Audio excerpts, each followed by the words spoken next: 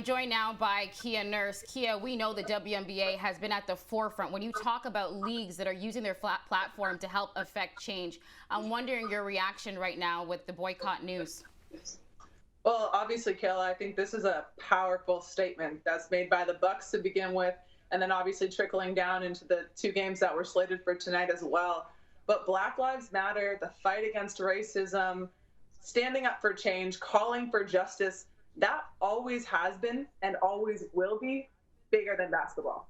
Before you can label any of us, WNBA or NBA, or any athlete in general, a professional athlete, we are a human being. And in our leagues, especially NBA and WNBA, majority of us are Black human beings. So this is a matter of what we deal with in everyday life.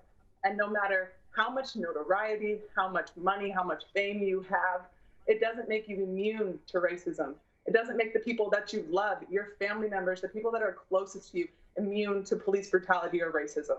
So this is something that we are fighting for day in and day out. A basketball game is a basketball game. I couldn't tell you the score of yesterday's game, and that's okay. But today, we are demanding change and we are demanding justice.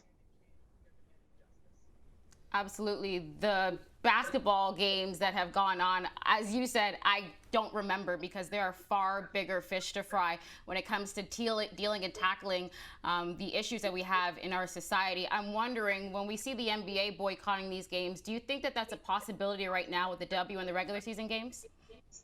I think it's a conversation that needs to be had. It's one that I had with a roommate a few hours ago, but also something that each and every team is going to have to discuss, and then we'll have to come together as a collective.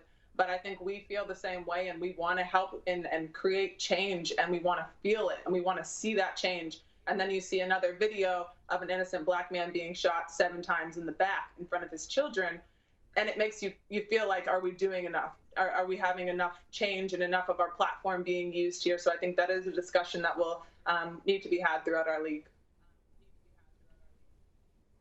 I mean, I want to talk to you from a personal standpoint, because over this time, when you look at the WNBA, when you look at the NBA, Black players have constantly been asked to revisit their trauma when it comes to seeing people on video that look like them being either shot and or killed.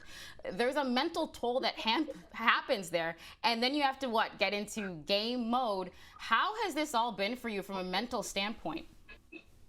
Well, this bubble itself and the isolation that you're dealing with here, it's an entirely different thing than I've ever dealt with in my life. And like you said, media is a part of our job. It's something that we are obligated to do. What we as athletes share with the media is up to us. And I know there's stories that come across and try to gain more insight onto our humanity and who we are. But there's a lot of stories that I'm sure a ton of athletes haven't told reporters, or that people don't really know about them. So having to revisit videos and conversations around racism and events that have happened to us and how it's happened to us in our lives of people that we love, that can be triggering.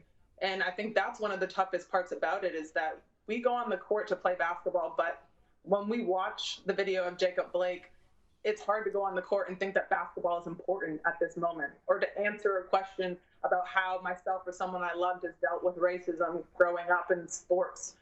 It's hard to go on the court and want to just put a ball in a hoop. There's more things to life that are important. There's things that are bigger than this game. And I think that's really, really difficult when you have to deal with the media right now, and really feeling like sometimes you have to be the voice for all of the Black people in your league. And I don't think that's fair all the time either. And before we go, I'll say this as well. The onus should not be on Black players to solve problems they frankly did not create. So MLB, NHL, kikiing and carrying on as though nothing is happening right now, it's your move. Kia, thank you so much for this.